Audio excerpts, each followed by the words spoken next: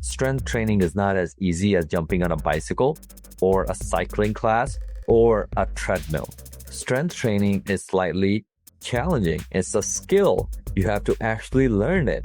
And 98% of the clients that I work with, they've never played sports before. They've never had a coach or a trainer before. This was never a priority to them.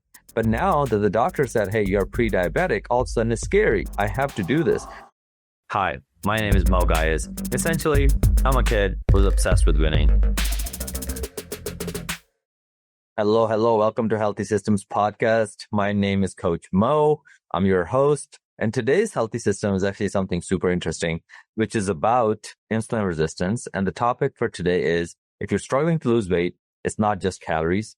You have to fix insulin resistance to burn fat and keep it off, because you don't even know if insulin resistance is the reason you're actually struggling right now, but it very likely could be. And I'll give you some really good ways to identify it, but also I'll walk you through the exact tactics that we use with our clients that helps them beat this and continue to lose weight. Obviously, this is not medical advice. We don't give medical advice. I'm just a personal trainer and a nutrition coach, but we worked with a lot of clients over the last 8 years, and we're seeing patterns, especially with insulin resistance on the rise. Almost every other day I do a consultation where somebody tells me that's what they're struggling with. So today, let's walk you through it.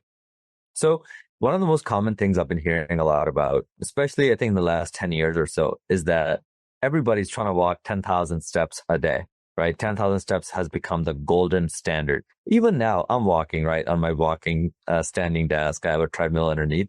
I'm walking, getting the steps in. Before that, I went for a walk, trying to get some sunlight. So at the end of the day, I love walking too. But today I'll make a case that walking might not be the one thing that is actually going to help you in the long run. Okay. While walking in moderation is good, there's other things to remember too. So here's what happens a lot of the time. You have to realize that weight loss is not just calories. There's a lot of other things that are at play too. And insulin resistance, cortisol, all those things do play a role. How big of a role they play, that varies from person to person. But at the end of the day, you have to know that they do play a role. And what is insulin resistance? You hear about it a lot. If you're in the medical community, you're a doctor, nurse, etc., you know enough about it. But how does this apply to you in this weight loss category? Well, insulin resistance is actually one of the biggest reasons people nowadays struggle to lose weight. It wasn't always like it, but right now it's probably one of the biggest reasons. And the reason for that is our diets now throughout the world, whether you're European, Middle Eastern, Arab, even Central American, Latina, our diets are primarily carbohydrates focused, right? Carbs are everywhere you go. And you also have almost every healthy food also has carbs too. Fruits have carbohydrates. Vegetables have carbohydrates. So those are good things. So at the end of the day, don't make carbs the enemy. But I do want you to be aware of insulin. So insulin, what is insulin? Well, insulin is a hormone. It's our body's storage hormone. So what it does is that it moves glucose after the food is digested. It takes that glucose that it gets from it. It takes it from the blood into your muscles for energy. You hear the word muscles, right? What if you don't have as much muscle? Okay. So then what does that glucose do? Well, that glucose then stays inside your bloodstream. So when you're insulin resistant, your body doesn't process glucose efficiently. It just doesn't do it, right? So then that sugar stays in your bloodstream. Your body stores more fat instead of burning it. And over time, that leads to weight gain, fatigue, cravings, prediabetes, type 2 diabetes, all kinds of stuff, problems for us, right? So here's why walking alone wouldn't fix this. Walking alone wouldn't fix this. What happens is when you walk, especially 10,000 steps a day, you are doing one thing right, which is you are creating a caloric deficit. What does caloric deficit do? Well, caloric deficit just means you're burning more calories than you're consuming. Okay, that's great. That's actually going to work for fat loss. Okay, so for fat loss, our fat cells, that's actually going to help us reduce the weight. Okay, it's going to help us reduce the body fat. But what about muscle?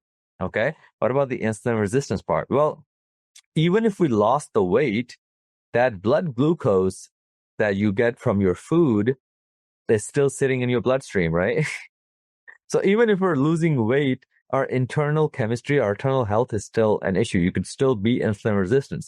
So to beat that part, we actually not only have to lose fat, but we also, this is the part most people forget, we also have to build muscle. How do we build muscle?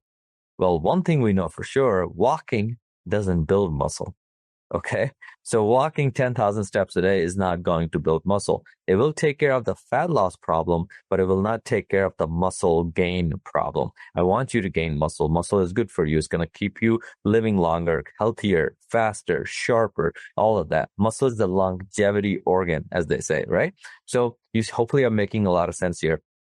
So walking does not build muscle, and muscle is key for insulin sensitivity. Okay. So the problem most people have, they focus only on walking, and that's just not solving the root issue. Without muscle, your body struggles to manage glucose, leading to what we call weight gain, even when you're eating healthy. And this is something I hear a lot about. Coach, I eat healthy. I eat salmon. I eat this. I eat this. They name like, I eat oatmeal for breakfast and I do this. It's like people like this. You might be eating healthy, but there's a lot of other reasons inside your own body that you're not losing weight or you're not beating the insulin resistance problem. So at the end of the day, that's why when you work coach clients, I'm like, there's so much more to it than you even realize right now.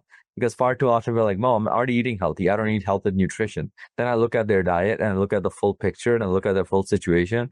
I'm like, you're doing the whole thing wrong. No wonder you've been stuck, right? That's why coaching exists. That's why we coach clients one-on-one. Everybody's slightly different, but hopefully like this episode is getting you more aware of the entire picture instead of just looking at it. Yeah, like Aunt Susie said, walk 10,000 steps a day and it'll help you melt fat. Aunt Susie's right, but what if you also have insulin resistance? It's not like, even if we're losing fat, your health is not going to improve. You might still be pre-diabetic in 2 years, right? Even if you've lost the weight. So you see that problem there?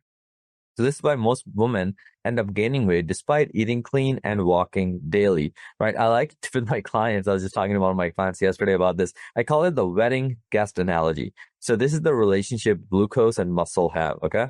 So think of glucose like a lot of guests at your wedding. If you have enough seats, guests come into the wedding and it's all assigned seating. Guests come into the wedding and they all know where they are going to sit, right? That's what muscle is. Muscle is that seat where the guests know where to sit. Okay. But now imagine this. If you don't have enough seats, glucose, aka your guests, they walk in, they wander around, they clog the hallways. Some are standing here. There's a group there. There's a group by the DJ. It's just clogged all over the place, right? And that's what high blood sugar and insulin resistance is. More muscle equals more seats at the wedding, which means more organization at the wedding. So when there's more muscle, there's more seats for glucose to come and find its home, okay? Instead of just hanging in the hallways, aka hanging in the bloodstream, okay? So at the end of the day, if you want your metabolism to run efficiently, you want to avoid prediabetes, type 2 diabetes, etc., right? Learning to strength train, building muscle will help. So I'll give you even better tactical tip. So 10,000 steps a day. You don't need to hit 10,000 steps a day if you don't have enough time. What I would rather have my clients do is walk 5,000 steps a day. Okay. 5,000 steps, about 2 miles. Walk 5,000 steps a day and then do a workout, a strength training, resistance training workout for 25 minutes. So now you are losing the weight, the fat from the walking, and you're building muscle with the strength training. And here's the best part. I said gaining muscle, right? Gaining muscle will also help you lose weight. It will also help you tone up. It will also help burn off some of the fat because muscle is an active tissue. So even while you're sleeping, your muscle is working for you. It's burning the calories. Okay. So you see how advantageous it is to lift weights, how advantageous it is to like strength train. Here's a more tactical tip. Next step for after that, because now you guys understand the reasons. You know why most people don't strength train, especially women? Because strength training is not as easy as jumping on a bicycle or a cycling class or a treadmill. Strength training is slightly challenging. It's a skill. You have to actually learn it. And 98% of the clients that I work with, they've never played sports before. They've never had a coach or a trainer before. This was never a priority to them. But now that the doctor said, hey, you're pre-diabetic, all of a sudden it's scary. I have to do this.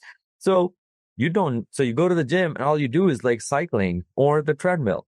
and then you stay stuck there for years and years and your body doesn't change. But here's what I want you to do. Walking is great, but it's not enough. Strength training is the real game changer, but it will require some skill. It will require you to learn it. At first, you'll start off bad. You won't know what machines to use. You don't know how many reps and sets. You will feel very lost. And as you get older and you're a very decorated professional, like I'm a medical doctor, I'm a cardiologist, I'm a nephrologist, I'm an accountant, I'm an engineer, you end up trying less things where you feel like a beginner because you have an ego. You don't want to be a beginner again. So at the end of the day, we stay stuck. But this is where you can actually use mentorship to your advantage. When you hire somebody like us, like a coach or trainer, like I've been a certified trainer for nearly a decade, right? The amount of people I've gotten started on strength training is, mashallah, amazing, because most people don't know how to strength train, right? It's a skill you have to learn. I had to have coaches when I first started, multiple coaches, throughout the years. And those coaches taught me a lot of things. And after working with a lot of clients and having my own transformation and winning a lot of these medals in physique and powerlifting, you learn a lot, right? And you realize I have a huge amount of appreciation for strength training, but I do know for beginners, it is a skill. And that's why it's scary. You're not worried about gym intimidation. You're more worried about looking stupid in the gym. You don't know what to do. You know what I mean? And a lot of time we're like, yeah, I know what I need to do. I need to go to the gym. And I often ask, I'm like, what would you do at the gym? What's the first exercise, second exercise, warm-up routine, cool down, stretches, mobility, right? How many reps are we doing? How many sets are we doing? How many times a week are we going? The workout program has to be tailored to your goal. So if you're winging it, no wonder you're trying random things. Expect you're going to get random results, right? So at the end of the day, here's how you can reverse insulin resistance and lose fat for good. Okay. Walking is great, just not enough. You need strength training. So what I would rather have you do, instead of focusing on 10,000 steps a day, I would rather you aim for 5,000 steps a day and then do 25 minutes of strength training instead of just walking. Walking alone is not going to cut it. Yes, we need to be in a deficit. Walking will help us get into a caloric deficit, which is great. And it has a lot of other benefits, but we also don't want to neglect strength training. We don't want to neglect resistance training. We don't want to neglect just lifting weights and getting stronger. So here's what happens when you actually lift weights. Your muscles become more insulin sensitive.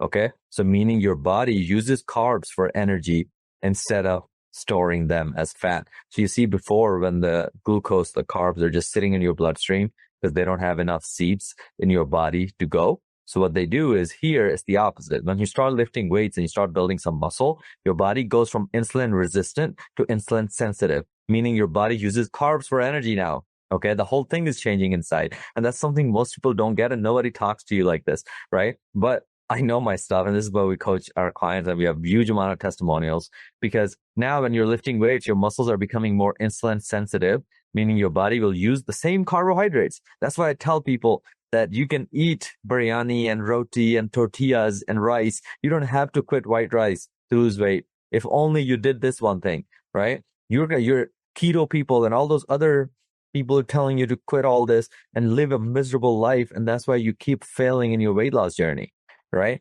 But the reason my clients can eat these foods and still lose weight is because my clients over time, as we teach them strength training, they lift weights, they get stronger.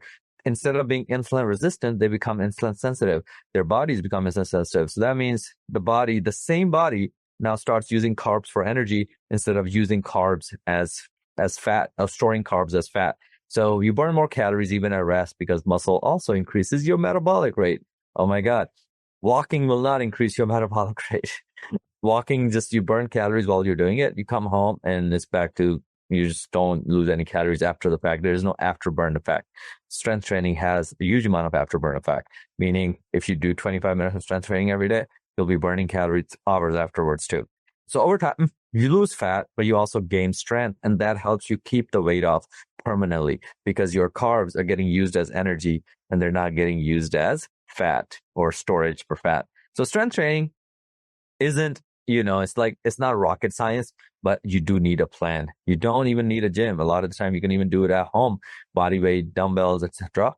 The key is progressive overload. The key is increasing your resistance over time, making it slightly challenging, trying new exercises, making sure you don't injure yourself, all of those things. That's why people hire trainers. That's why people hire coaches. That's why like people like my company, Training with the Titans or Muslim Fitness Method, that's all we specialize in, right? We are full-time coaches. It's so funny. Somebody asked me, they're like, yeah, like, was this like a side thing? I'm like, no, my whole team is full-time. This is all we've dedicated our lives to. We went to school for engineering and math and mechanical engineering and computer engineering. We all have those degrees, right? But then over time, what we realized is like, this was best use of our skills to help people get healthier. And instead of just, putting in Excel spreadsheets at work, this is what we love to do, coach clients. And we've done it very successfully over the last decade. So at the end of the day, strength training isn't complicated, but you do need a plan. Don't be like, yeah, I'm just going to go for a walk. I'm just going to go to the gym and be on a cycling stationary bike for 19 minutes and an elliptical for the other 20 and then the treadmill for another 40. It's like, what are we doing? It's like we're literally running in circle eights, improving nowhere, literally going nowhere. We're losing some calories, we're burning some fat, but we're not gaining muscle. And the insulin resistance is still a problem in your body. So it just ends up really struggling. So here's some actionable takeaways, and then I'm going to conclude this podcast. Number one, if you want to lose weight and keep it off, strength training is non-negotiable. Number two, instead of walking 10,000 steps a day and calling it your entire workout, walk 5,000 steps a day and do strength training for the other 25 minutes. Okay. You'll get way further that way. I promise you. Okay. Now, fixing insulin resistance isn't just about cutting carbs. It's about building muscle so those carbs can be stored properly inside your muscles. If you don't have enough muscle in your body, the same carbs and the glucose from those carbs ends up just staying in your bloodstream, and it's just going to be causing insulin resistance later on, causing prediabetes and a whole lot of other problems later on. When you have muscle, those same carbs and those same glucose molecules, they end up getting stored and being used for energy instead of being stored for fat. Lastly, stop focusing only on walking. Combine it with resistance training for long-term fat loss, because resistance training not only builds muscle, but it also has huge benefits and the afterburn effect. So even after the fact, you will be burning calories. So strength training or resistance training has two benefits. One, it helps you build muscle, which in result also helps you burn fat. So kind of like doing both of those things at once. So please stop focusing on 10,000 steps a day. You can do it, but also I would rather have you do 5,000 steps a day and 20, 25 minutes of strength training every day.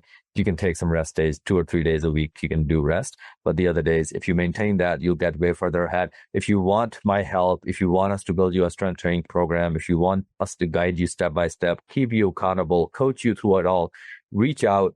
You can go to my website, twtt.us/client. You can also find me on Instagram at Moe Ghias, MoeGhias, or on Facebook at Moe Ghias, same thing. We're pretty easy to find. Again, our website is just twtt.us. It's just short for Training with the Titans, twtt.us. Hope this helps. I'll see you guys on the next one, and thanks for listening as always. Thank you for listening to the Healthy Systems podcast. I really appreciate you for tuning in today. Now, here are 2 ways I can help you for free. One, you can join our free Facebook community by just going to this link, bit.ly/Titan Facebook group. Just type that into your browser and then answer 2 questions, and then we'll let you into our Facebook community where you'll meet other people, as well as we have a lot of free resources in terms of meal plans, workouts, all kinds of stuff in there. Second way I can help you for free is if you follow me on Instagram at Moe Ghias, MoeG as in George, H as in horse, I as in India, A as in apple, S as in Sam. Follow me there and then shoot me a message with the word Healthy Systems, and then I'll be sure to send you a free gift. Other than that, keep listening in, and I really appreciate you.